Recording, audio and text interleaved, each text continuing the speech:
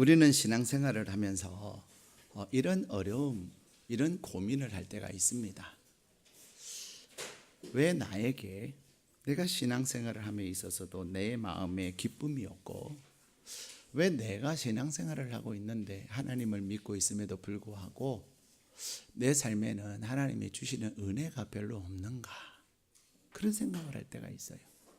왜 나는 하나님은 분명히 나의 목자가 되시고 나를 인도하신다고 하셨는데 내 삶에는 인도하심이 별로 없는가, 그런 생각이 들 때가 참 많습니다.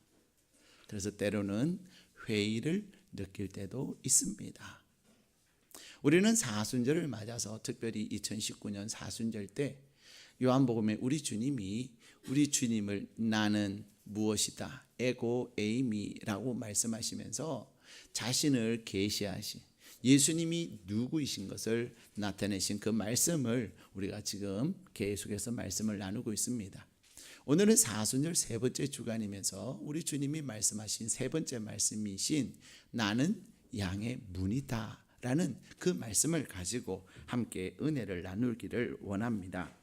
사실 우리가 성경을 보면은 좀 이해가 되지 않는 그런 많은 부분들이 있어요. 왜 그러냐면 이 성경의 배경은 우리 대한민국의 배경과는 너무나도 다르기 때문에 그렇습니다. 일단 시간적으로도 2000년에서 4000년의 긴 시간적 갭이 있습니다. 거기다가 이 성경의 배경과 성경의 사회적 문화적 배경과 또 우리 한국의 사회적 문화적 배경이 너무 달라요. 특별히 오늘 본문에 등장하고 있는 것처럼 이스라엘은 이 당시에 목축업 사회였습니다. 목축업이 주였던 그러한 사회예요. 그러다 보니 우리 대한민국은 농경사회가 우리 민족의 기본을 이루고 있습니다. 그리고 더 나아가서 지금은 농경사회를 기반으로 한 산업사회에 우리가 살아가고 있습니다. 그러다 보니 목축사회와 농경사회, 그리고 더 나아가서 목축사회를 기반으로 하는 사회와 이 농경사회를 기반으로 하는 그 산업사회를 살아가는 우리는 굉장히 이해하기가 어려워요. 양에 대한 재미있는 이야기가 있습니다. 사실 우리 주님이 오늘 양에 대한 이야기를 하시고 또 목자에 대한 이야기를 하시는데, 사실 이 양은 우리에게 생소해요. 근데 우리만 생소한 것이 아니라 아프리카에서도 생소한 그러한 지역이 있었습니다. 근데 이 아프리카 어떤 한 곳에는 양이라고 하는 동물을 본 적이 없어요. 물론 지금은 이제 인터넷이 워낙 발달돼 가지고 매스컴이 발달돼 방송이 발달되다 보니 세계 이 방송이 가는 곳에는, 인터넷이 되는 곳에는 이제는 우리가 모든 것을 검색하면 잘 이해할 수가 있어요. 그런데 이 아프리카 어느 곳에는 양이라는 동물을 전혀 보지도 못했고 또 그러한 동물이 없는 것이지요. 근데 성경에 보면은 세상의 죄를 지고 가는 어린 양을 보라 라는 그 말씀을 번역을 해야 되는데 도대체 어떻게 번역을 해야 될까? 왜? 양을 본 적도 없고 또 양을 그들이 경험해 보지도 못하기 때문에. 그런데 아무리 세상의 죄를 지고 가는 어린 양을 보라 라고 이야기하지만 그들은 그 개념이 와닿지가 않는 거예요. 그래서 이 성경을 번역을 하면서 선교사님이 뭐라고 번역을 했냐면 세상 죄를 지고 가는 돼지 새끼를 보라, 그런 거예요. 세상 죄를 지고 가는 어린 양을 보라 라고 말한 것이 아니라, 번역한 것이 아니라 세상의 죄를 지고 가는 돼지 새끼를 보라. 왜냐하면 그곳 사람들은 양을 본 적도 없고 또 양을 그대로 옮길 단어도 없었을 뿐만 아니라 또 그렇게 번역을 한들 양이 가지고 있는 이미지에 대해서 그들은 그대로 받아들이기 어려웠다는 거죠. 그러나 그들은 우상에게 제사를 드릴 때 제물로 무엇을 사용했냐면 돼지 새끼를 사용한 거예요.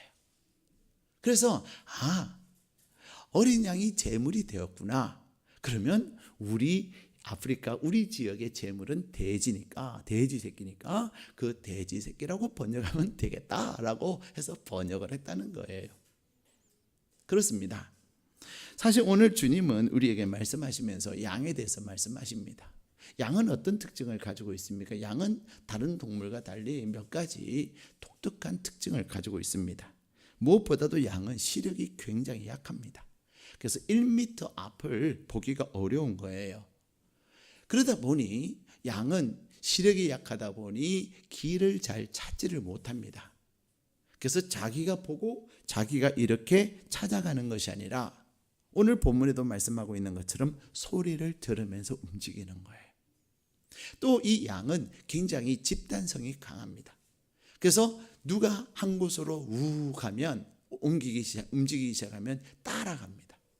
그래서 우리가 이렇게 양과 목자가 있는 그런 사진들을 보면은 양이 이렇게 무리져 있지만은 그 목자를 누군가가 앞서가면 그 뒤에서 우 이렇게 따라가는 것을 보게 됩니다. 뿐만 아니라 양의 특징 중에 또 하나는 양은 스스로 먹이를 구하지를 못합니다. 길을 찾지 못하기 때문에 먹이가 있는 초지가 어딘지 분간을 잘 못하는 거지요. 그래서 먹이를 책임져 주는 자가 없으면 굶어 죽기 십상인 것입니다. 뿐만 아니라 양은 자기 스스로를 보호할 수 있는 능력이 없어요. 그래서 양은 공격이 오면은 그냥 하염없이 당해야 되는 거예요. 누군가가 보호해 주지 않으면, 누군가가 이 양을 보호하지 않으면 자기 스스로를 지킬 수가 없습니다. 걸음걸이도 빠르지 않습니다. 여러분 양을 보셨습니까? 요즘은 대관령에 가도 양이 있고요. 또 제가 우리 그 홍익교회 숲교회로 갔더니 거기에 양이 한 마리 있어요. 2마리에서 1마리 죽고 손철구 목사님이 사역하시는 그 교회 그 숲교회 갔더니 거기는 행신에 있는데 거기 덕양에 있는데 그곳에 갔더니 그런 거예요. 양이 얼마나 다리는 작은데 몸집은 이래요. 물론 상당 부분 털이에요. 근데 자기 자신을 보호할 수가 없는 거예요. 걸음걸이도 느려요.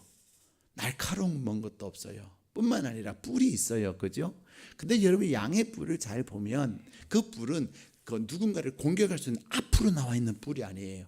옆으로 뻗은 뿔도 아니에요. 옆으로 뻗어도 옆으로 치면 돼요. 근데 이 양의 뿔은 뒤로 있어요. 잘 보세요. 그냥 장식용이에요. 예. 양의 뿔을 갖고 이제 나팔 불기 위해서 사용되어지는 거죠. 뿔은 공격형 수단인데 양의 뿔은 공격할 수가 없는 거죠. 이렇듯 양은 시력이 약하고 그래서 길도 잘 찾지 못하고 또 자기 스스로의 먹이도 그래서 자기의 꼴을 먹을 수도 없고 더 나아가서 공격 앞에서 자기를 보호할 수도 없고 거기다가 호기심은 또 많아가지고 옆에서 뭔가가 마음에 끌리는 것이면 자꾸만 목자가 아닌 다른 데로 가고자 하는 그런 본능들이 있어요. 이렇듯 이 양의 여러 가지 특징들을 볼 때 반드시 양이 양답고 양이 잘 자라기 위해서는 목자가 필요하다는 것입니다. 근데 오늘 우리에게 주신 본문의 말씀에 보면은 목자만 있는 것이 아니에요. 양 주변에는 목자만 있는 것이 아니라 또 누가 있어요? 강도가 있고 절도가 있다. 그리고 도둑이 있다. 이렇게 말씀하고 계십니다. 왜 우리의 삶에 우리를 성경은 양이라고 표현을 하고 있습니다. 사실 우리는 동물의 왕국이나 그런 프로그램들을 보면 참 동물들이 능력이 대단하다라고 얘기하면서도 참 우리는 하염없이 지혜롭고 능력이 있는 것 같으나 우리 스스로를 볼 때 양과 같이 우리 스스로를 보호할 수 없을 때가 얼마나 많은지 몰라요. 우리가 뭔가를 애써 일하지만은 내 스스로 무언가를 먹을 수 있는 것도 우리의 꼴도 우리 스스로 할 수 없는 것이 너무나 많습니다. 그래서 하나님은 우리를 향하여 양이다 이렇게 얘기하는 거예요. 근데 오늘 본문의 말씀에 보면은 주님은 그렇게 말씀하세요. 나는 양의 문이다 이렇게 말씀하십니다. 우리 주님이 나는 양의 문이다 라고 하시는 그 말씀의 의미가 뭐냐 하는 거예요. 자, 우리 9절 10절 말씀 같이 읽겠습니다. 시작. 내가 문이니 누구든지 나로 말미암아 들어가면 구원을 받고 또는 들어가며 나오며 꼴을 얻으리라. 도둑이 오는 것은 도둑질하고 죽이고 멸망시키려는 것뿐이요 내가 온 것은 양으로 생명을 얻게 하고 더 풍성히 얻게 하려는 것이라. 아멘. 오늘 주님은 나는 양의 문이다 라고 말씀하시면서 양인 우리에게 우리 주님이 문이 되시는 그 의미를 설명하고 계세요. 우리 주님은 사순절 세 번째 주간을 지나는 저희들에게 우리 주님이 우리의 삶의 문이 되셔서 우리 주님이 우리의 삶의 문이 된 그 의미를 누리며 살기를 원하시는 것입니다. 그래서 오늘 그 주님이 우리의 문이 되시는 그 주님을 함께 그 은혜를 나누기를 원합니다. 첫 번째, 우리 주님이 나는 양의 문이다 라고 말씀하시는 그 첫 번째 의미는 뭐냐 하면요, 오늘 9절에 보면은 뭐라고 말씀하시죠? 누구든지 말씀하세요. 누구든지. 우리는 신앙생활 하면서 가끔 그런 이야기를 할 때가 있어요. 또 어떤 사람들은 하나님을 소개할 때 아닙니다. 나 같은 사람이 어떻게 교회를 갈 수 있겠냐는 거예요. 나 같은 사람이 어떻게 하나님을 믿을 수 있겠느냐고 말합니다. 물론 어떤 사람들은 나 같은 사람이 하나님 안 믿으면 그래도 나는 꽤 괜찮은 사람이라고 생각하는 분들도 계세요. 그러나 많은 분들은, 정말로 주님이 필요하신 분들은 그렇게 이야기합니다. 나 같은 사람이 어떻게 하나님 믿을 수 있어요? 교회는 내가 갈 만한 곳이 아닌 것 같아요. 여기서 나 같은 사람이 갈 만한 곳이 아니라고 하는 그 의미는 무엇입니까? 나는 사람들과 함께하기에 너무 부족함도 많고 연약함도 많고 부끄러움도 많다는 것입니다. 근데 오늘 주님은 우리에게 내가 문인데, 우리 주님이 양들이 반드시 지나가야 될 문인데 그 문은 누구에게나 열려져 있는 문이라는 것입니다. 주님이 말씀하시는 이 말씀에 서기관과 바리새인들은 굉장히 당황스러워하고 충격을 받습니다. 그래서 또 주님을 향하여 분노를 느낍니다. 왜 그렇습니까? 유대인들은, 특별히 이 서기관과 바리새인들이나 종교인들, 그들은 오직 하나님의 구원은 누구에게만 있다고 그들은 생각하고 살았습니까? 유대인들에게. 유대인들에게만 하나님의 은혜가 있고 유대인들에게만 하나님이 그들의 하나님이 되셔서 돕고 일하신다고 그들은 생각을 했습니다. 근데 우리 주님이 오셔서 하시는 그 말씀은 유대인들에게만이라고 말씀하지 아니하시고 누구든지, 다시 말하면 예수 그리스도를 구주로 영접하는 사람은 그가 어떠한 사람이든 어떠한 삶을 살았든 그것이 중요한 것이 아니에요. 자신의 과거의 삶을 돌이키고 자신의 현재의 모습을 하나님 앞에서 다시금 돌아보면서 나에게는 주님이 필요합니다, 주님이 필요함을 간절히 소망하는 그에게 우리 주님이 양의 문이 되신다고 말씀하고 계시는 것입니다.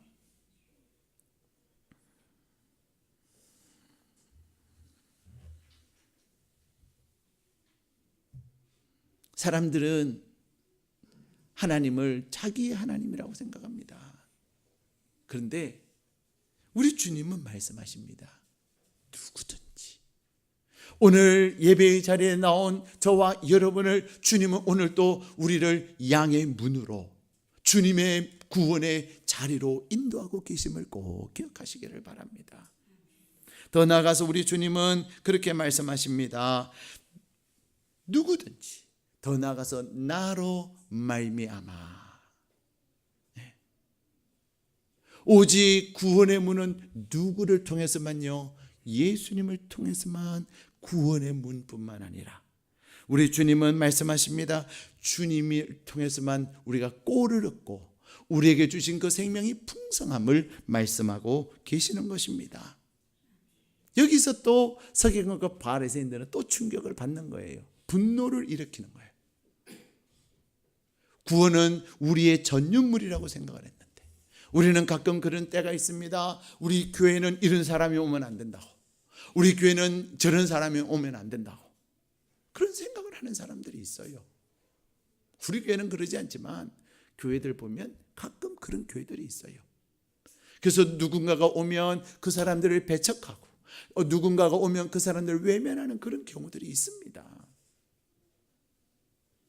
근데 우리 주님은 누구든지라고 말씀하시면서 오늘 두 번째 우리에게 말씀하시는 게 뭐예요? 나로 말미암아.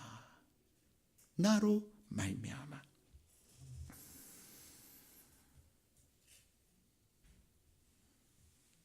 유대인들은 더군다나 서기관과 바리새인들이나 제사장들은 오직 하나님만을 생각했습니다. 근데 오늘 주님은 뭐라고 말씀하십니까?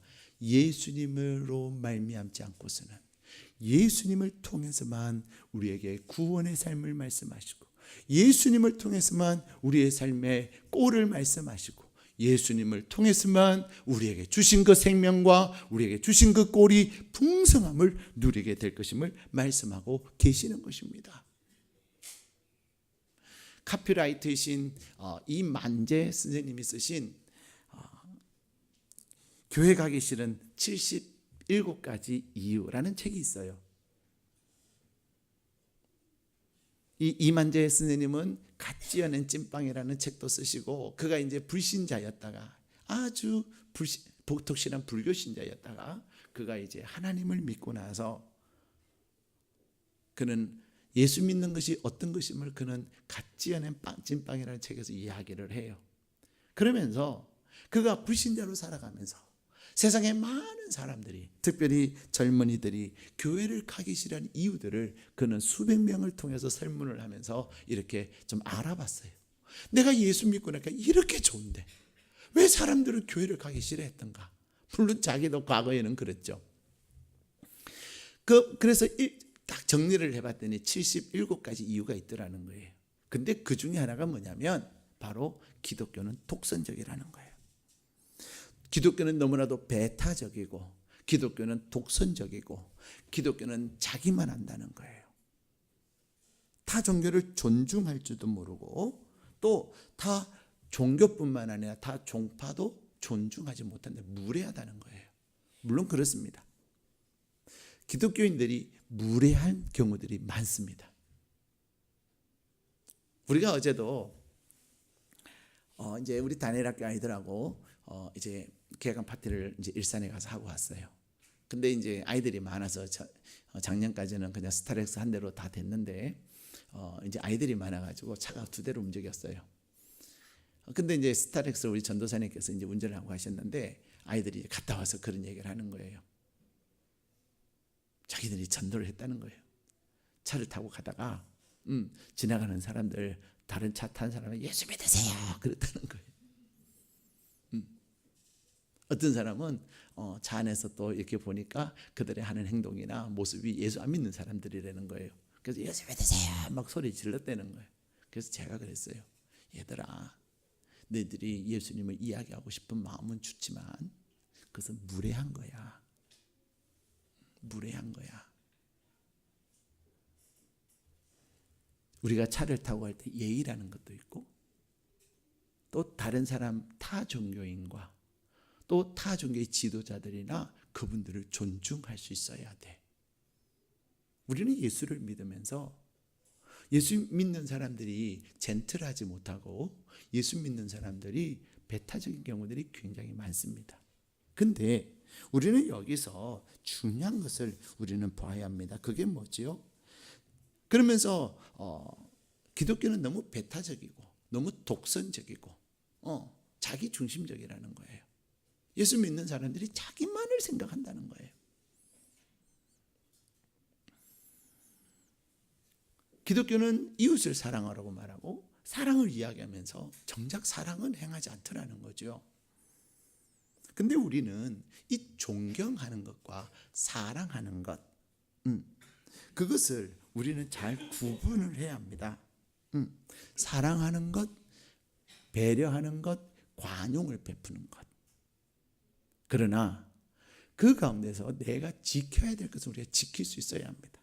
아무리 존경하고 우리가 아무리 사랑한다고 당신 아내가 내 아내가 되고 내 남편이 당신 남편이 되고 사랑하니까 그렇게 할 수 있습니까? 아닙니다. 가정은 철저히 지켜져야 되는 거예요. 아무리 사랑하지만 내가 아무리 존경하지만 내가 존경하고 내가 사랑하기 때문에 해야 되는 것과 하지 말아야 되는 것은 구별되어져야 되는 거예요.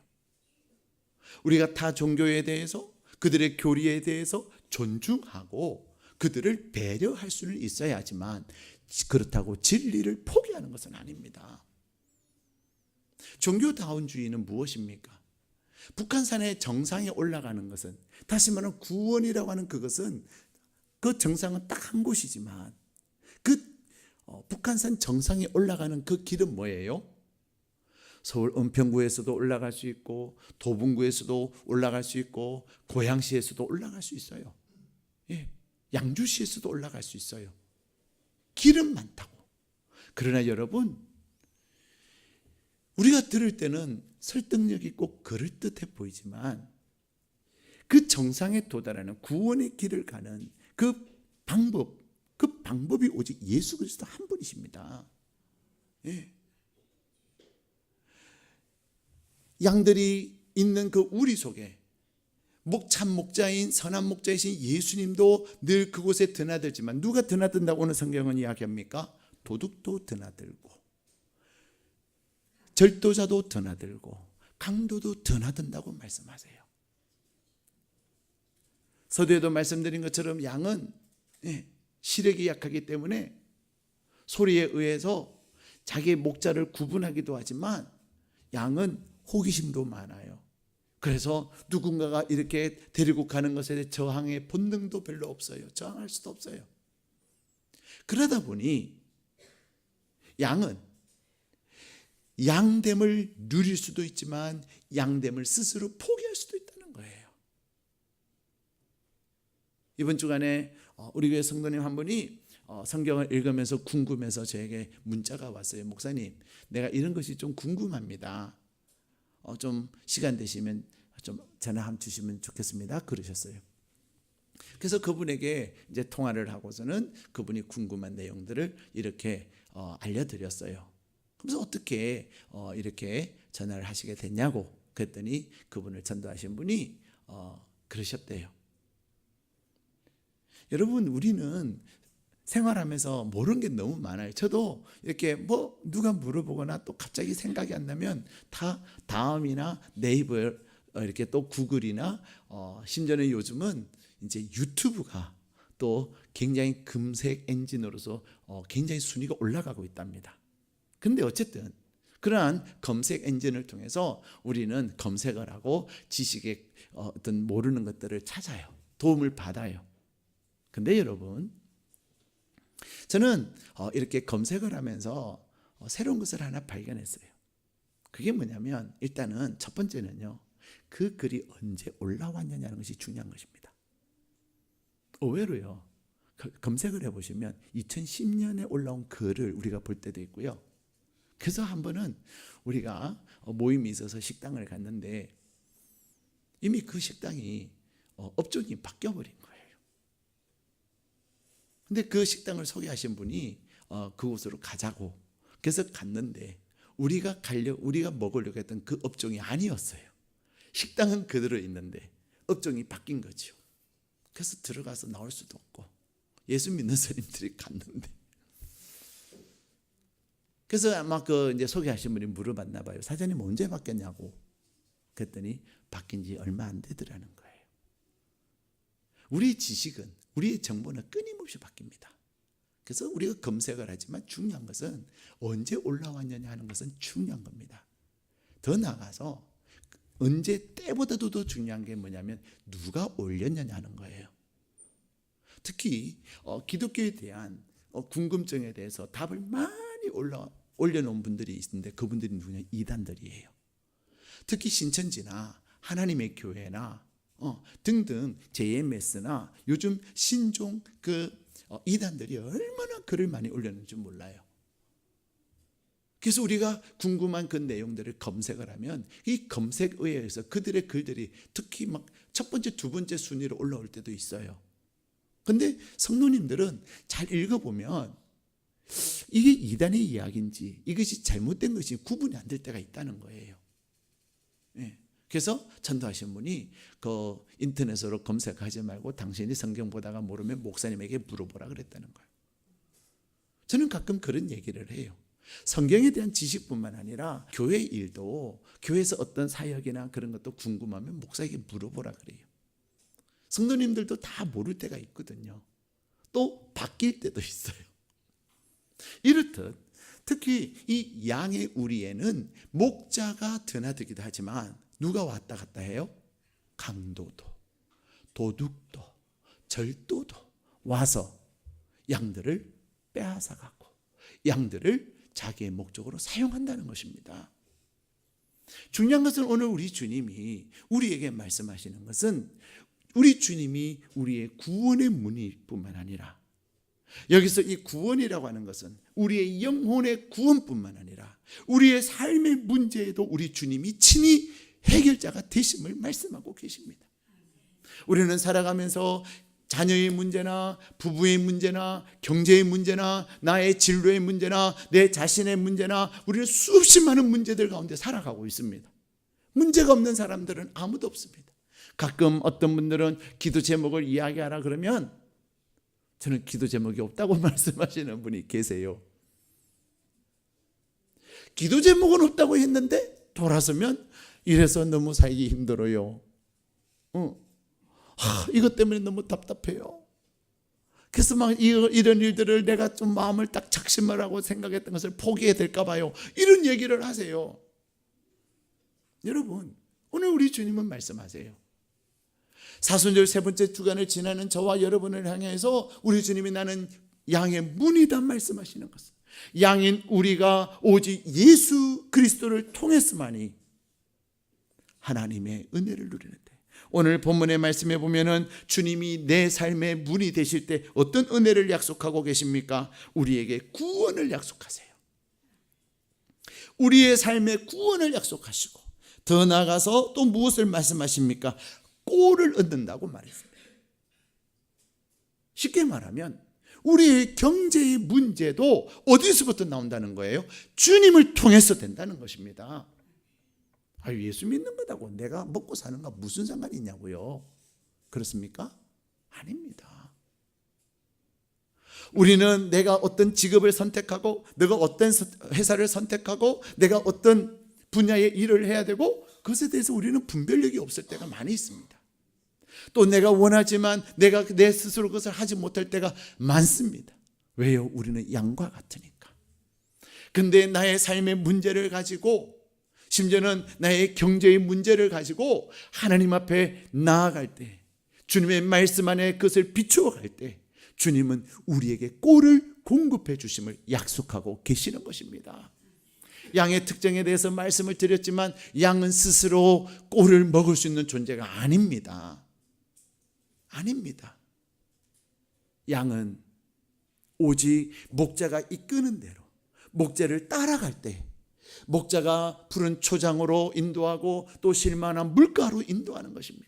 그래서 시편 23편의 다윗은 그의 일생의 신앙의 고백을 하는데 뭐라고 말합니까? 여호와는 나의 목자시니, 여호와는 나의 목자시니 내가 여호와 하나님을 따라 살았더니 나에게 부족함이 없더라는 거예요. 여러분 부족함이 없으십니까? 나는 부족함이 없다고 말하는 사람은 거의 없으실 거예요. 세상적으로는, 인간적으로는 늘 부족해요. 상대적으로 비교하면 훨씬 낫게 사는데도, 상대적으로 비교하면 훨씬 낫게 더 잘 사는데도 그들도 뭐라고 말합니까? 나는 부족하다, 나는 힘들다, 나는 없다라고 이야기합니다. 왜요? 주님이 나의 문이 되지 않기 때문에. 근데 주님이 나에게 나의 인생의 문이 되어질 때 주님은 우리에게 꼴을 허락하실 뿐만 아니라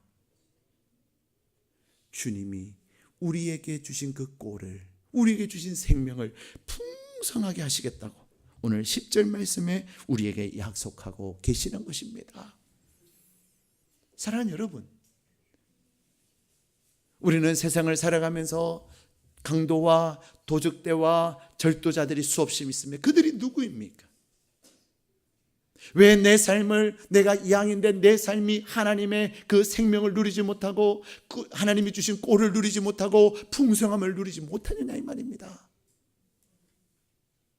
내 삶에 주님이 나의 문이 되어지지 못하고, 내가 주님 안에서 나의 삶의 문제를 해결하지 않기 때문에 그렇습니다. 우리는, 양은 끊임없이 자기의 소견에 옳은 대로 행하고자 하는 본능이 있어요. 양은 자기 스스로도 자꾸만 앞을 보지 못하니까 그냥 자기 느낌대로, 또 이 양은 후각이 굉장히 발달되어 있거든요. 이 발달된 후각에 의해서 냄새나는 대로 가는 거예요. 사사기에서 말씀하시는 것처럼 자기의 소견에 옳은 대로 행동하려고 하는 거예요. 근데 그 길은 사망의 길이에요. 그 길은 죽음의 길임을 우리 주님은 아시기에 오직 나를 따르라. 때로는 주님을 따라가는, 목자이신 주님을 따라가는 그 길이 냄새는 별로 좋아 보이지는 않을는지 몰라도, 또 괜히 내 친구 양이 저쪽으로 가려고 하니까 그곳에 좀 더 좋아 보이는 것 같지는 않을는지 모르지만, 주님은 오늘 우리에게 말씀하십니다. 오직 내가 양의 문이다. 내가 양의 문이다. 어떻게 우리가 주님이 나의 인생의 문이심을 경험할 수 있겠습니까? 우리에게는 끊임없이 세상의 가치관과 세상의 방법들로 우리 안에 가득 차 있습니다. 세상의 방법들, 세상의 가치관들이 우리의 선택과 우리의 결정에 영향을 끼치고 있습니다. 때로는 우리의 욕망이 우리의 선택을 결정할 때가 있습니다. 그런데 주님은 우리에게 말씀하십니다. 내가 양의 문이다. 오직 나를 통해야만이 구원이 있고, 오직 나에게서 나를 통해야 꼴이 주어질 뿐만 아니라 주님이 주시는 그 꼴이, 우리의 주시는 그 생명을, 우리에게 주시는 그 꼴을 풍성하게 하실 것임을 약속하고 계시는 것입니다. 우리는 내 안에 솟아나는 그 욕망과 내 안에 솟아나는 세상의 사람들의 소리와 내 안에 있는 나의 지식들이 나를 옳게 인도한다고 생각하면 정말로 착각입니다. 우리의 삶의 문제 앞에서 주님 앞에 거사가지고 기도하는 것입니다. 우리는 때때로 사람들이 미울 때가 있어요. 그렇죠? 그 미움이 왜 우리 안에 있죠? 내가 피해를 당했다고 생각하니까, 내가 억울하니까. 그렇죠? 근데 우리는 머리로는 알아요. 나 그 미워하면 안 된다는 거. 근데 미워 안 된다는 걸, 내가 하면 안 된다는 걸 내가 머리로는 아는데, 그리고 내가 미워하면은 그것이 나에게 잘못된다는 걸 알아요. 근데 뭐가 안 되죠? 행동이 안 되는 거예요. 근데 여러분, 우리 주님은 말씀하십니다. 너희가 지금까지 내 이름으로 구하지 않았지만 구하라. 내가 지금 갈등하고 있고, 내가 지금 힘들어하고 있고, 내가 지금 주님의 구원의 손길이 필요한 그것을 가지고 주님 앞에 기도하는 것이 필요한 것입니다. 주님을 내 삶에 경험하는 것, 주님이 내 인생의 양의 문이 되심을 경험하는 그것은, 그래서 내가 내 삶에 많은 강도들과 도적들이 있지만 내가 그 강도들의 소리, 그 도적들의 그 유혹에서 내가 승리하는 비결은 뭐냐? 그래서 주님이 내 인생의 문이 되는 비결은 바로 주님 앞에 기도하는 것입니다. 우리는 힘들면 사람들에게 막 하소연을 해요. 내가 이 사람에게 얘기하면 나의 그 답답함과 나의 힘듦이 풀어질까? 그래서 막 사람들에게 이야기합니다. 근데 뭐라 그래요? 때로는 남편에게 얘기했더니 남편이 남의 편이 돼가지고 오히려 내 마음을 더 흔들어 버려요. 네. 나의 힘듦을 아내에게 얘기했더니 아내들은 뭐라 그래요? 안 해 그래요. 남편만 남의 편은 아니에요. 아내는 안 해 하는 거예요. 남편이 뭐라고 하면 아내는 안 해. 그래서 아내가 된 거예요. 여러분, 내가 남편에게, 물론 부부는 서로 마음을 나누어야죠. 그러나 내 상한 마음, 내가 위로를 받고 싶어서 나누는 것이 아니라 내가 돕는 자가 되어서 내가 내 남편을 돕고 내가 내 아내를 돕기 위해서 마음을 나누는 것입니다. 내 상한 마음과 내 힘든 마음은 주님께 쏟아놔야 합니다. 내가 집에서 내 아내에게, 내 남편에게 마음을 쏟아놔요. 그다가 위로받고 정말 결혼 잘했다, 정말 행복했다, 그럴 때도 많겠지만 나 생각하고 내 생각하고 상대방의 생각이 다르기 때문에 오히려 그 대화 속에 방해가 있는 거예요. 근데 여러분이 답답한 마음을 가지고 힘든 마음을 가지고 주님 앞에 나와서 주님 앞에 와서 주님 앞에 마음을 쏟아놔 보십시오. 주님은 철저하게 여러분의 목자이시기 때문에 여러분의 편이십니다. 내가 집에서 남편에게, 내가 집에서 아내에게, 심지어는 직장 상사에게 힘든 마음을 이야기했더니 내 직장 상사가 나의 약점을 잡고 때로는 나를 누르기 위해서 나쁜 소문을 퍼뜨리고 있다는 거 아십니까? 내 부하 지원에게 야, 이봐 내가 힘들어. 물론 마음을 나눌 수 있죠. 그러나 도움이 되지 않습니다. 오직 우리의 문이신 주님만이. 그래서 여러분이 주님 앞에 나와서 주님 앞에 여러분의 마음을 쏟아내고, 여러분이 주님 앞에 나와서 기도실이든 예배실이든 그냥 예배실에서도 문 잠궈놓고 하세요. 괜찮아요. 마음을 쏟아놓을 때 주님은 여러분의 구원의 문이 되시는 것입니다. 주님은 여러분의 삶의 꼴의 공급자가 되시는 것입니다. 여러분에게 주신 생명뿐만 아니라 여러분의 삶에 주신 공급하신 그 꼴이 풍성함을 누리게 하시는 것입니다. 그래서 오늘 주님은 우리에게 나는 양의 문이다 말씀하시는 것입니다. 사랑하는 여러분, 우리는 내일부터 4주간 동안 특별 새벽 기도를 갖습니다. 특세는 우리는 기도의 삶은 늘 우리의 삶이 일상이 되어야 되지만 특별히 특세를 통해서 여러분의 기도의 제목들 하나님 앞에 결단하고 힘써 기도해 보십시오. 여러분 아프면 병원 가지 않습니까? 내가 아파서 새벽기도 못 가겠어요? 여러분 아파서 병원 갈 수 있으면 새벽에 와야 합니다. 병원 가는 것보다 기도하는 것이 훨씬 병원 가는 것의 효용을 높여주는 것입니다. 저도 아플 때가 있지만 병원 한 곳에 가서 나은 적도 있지만 아닐 때도 많아요. A 병원 갔다가 B 병원 갔다가 C 병원에서 나을 때도 있어요. 여러분 육신의 연약함만이 그렇습니까? 내가 경제적 문제 때문에 내가 사람들에게 찾아가서 아쉬운 소리 하기보다는 주님 앞에 와서 기도하십시오. 내가 하나님 앞에 하나님 내가 경제 문제가 이렇습니다. 하나님 앞에 마음을 정하고 하나님이 나에게 꼴을 주신다고 그러시는데 주님이 나에게 꼴을 주신다고 그러셨는데 나에게 주신 그 꼴을 풍성하게 하신다고 그러셨는데 주님이 일하시라고 여러분이 결단하고 하나님 앞에 기도할 때 양의 문이 되신 주님은 저와 여러분에게 놀라운 통로를 통하여 꼴을 공급하실 것입니다. 꼴만 그러겠습니까? 경제 문제가만 그러겠습니까? 우리는 자녀 문제 때문에 얼마나 힘들고 어려운지 모릅니다. 저는 다니엘 학교를 하면서 얼마나 기쁜지 몰라요. 때로는 직접 들을 때도 있고 때로는 간접적으로 들을 때도 있지만 아이들의 어려움과 힘듦을 들어요. 근데 그 힘듦과 그 어려움이 아이들이 하나님 안에서 변화되는 모습들을 보고 해맑은 그 모습을 보면서 첫째 날에는 시무룩하고 어두웠던 그 아이들의 모습에 이제는 웃음꽃이 피는 것들을 볼 때 얼마나 행복한지 몰라요. 주님께 드려야 되는 것입니다. 자녀 문제, 여러분이 그 자녀의 문제를 위해서 기도해 보세요. 저는 상담들을 하면은요, 그 상담을 하면 많은 분들이 그래요. 처음에는 아이 때문에 막 힘들어서 우리 아이가 이래요, 그래요. 근데 나중에 상담하다가 보면 결론은 그래요. 나 문제예요. 우리 아이가 문제가 아니에요. 내 문제예요. 근데 내가 나를 알지만은 내가 내 스스로를 다스리지 못합니다. 그래서 기도하는 것입니다. 여러분, 아이들은 자녀들은요 백지예요. 내가 과거의 나의 상처와 나의 아픔이 내 안에서 축적되어 가지고 그것들이 결정적인 순간에 팍팍 터지는 거예요. 근데 하나님, 이제 내가 알았습니다. 우리 아이가 그분이 오셔서 그런 것도 아니에요. 그분이 뭔지 아세요? 사춘기예요. 네. 요즘 사춘기가 아니라 사추기도 있대요. 사추기. 사춘기는 10대들이 하는 거고 사추기는 40대, 50대들이 하는 거예요.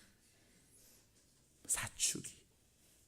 근데 여러분, 물론 사춘기, 사춘기, 사람들 우리가 사춘기 때는 나가 살아라 할 수 없잖아요. 사춘기 때는 따로 살아라고 할 수 없잖아요. 사춘기도 우리가 품어야 되고 사춘기도 우리가 품어야 되는데 내가 그것을 감당할 수 있는 마음, 오히려 그들을 불쌍히 여기고 그들을 긍휼히 여기며 그들을 우리가 품을 수 있는 그 은혜는 오직 주님이 나에게 주시는 그 은혜가, 주님이 나로 하여금 나를 다스릴 수 있게 하시고, 그래서 나를 통해서 하나님이 회복시키시고 변화된 내 자신을 통해서 그들을 불쌍히 여길 수 있고, 내가 그들의 사춘기이기 때문에 어떨 수가 안 된다니까요. 돌았으면 후회하지만 그 순간은 감당이 안 되는 거예요. 내가 나를 다스리면 그들을 품을 수가 있는 것입니다. 그것이 어디서 되는 줄 아십니까? 기도하는 것입니다. 저도 두 아들을 키우고 있습니다. 아들을 키우면서 맨날 행피한 것은 아닙니다.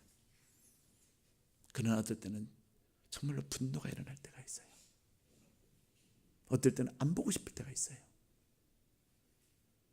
근데 내가 안 보고 싶은 그 마음 우리 아들에게 전달이 안 될까요? 전달됩니다. 그래서 하나님 앞에 웁니다. 하나님 앞에 기도합니다. 근데 놀라운 것은요, 하나님 앞에 기도하는데 하나님이 그 아이의 마음을 만져주시고 하나님이 내 마음을 만져주시더라는 것입니다. 그렇습니다. 우리 예수님은 저와 여러분의 삶의 문이 되십니다. 주님이 내 인생의 문이 되시는 그것, 내가 지식으로는 안 할 것이 내 가슴에서 내 행동이 되지 못하는 그것들을 주님은 내게로 오라. 내가 나에게 구하면 내가 너의 마음을 다스릴 수 있게 하고 내가 그들의 마음과 환경을 변화시킬 것임을 약속하고 계십니다. 주님이 이 땅에 오신 목적은 강도떼들과 도적떼들과 전도자들에게서 우리를 보호하시면 돼. 선택은 우리가 하는 거예요. 내가 목자를 따를 것인가, 내가 강도를 따를 것인가. 그런데 주님은 오늘 강도의 실체를 말씀하시면서 목자를 따라야 한다. 그래야 구원을 얻고, 그래야 생명을 얻고, 그래야 꼴을 얻을 뿐만 아니라 그 꼴이 우리의 삶을 풍성하게 하실 것임을 약속하고 계시는 것입니다. 그래서 주님을 통해서 얻은 그 꼴을 우리는 다른 사람들에게 나누어주는 생명의 통로가 되고 꼴의 통로가 되는 저와 여러분이 되시기를 주님의 이름으로 축복합니다.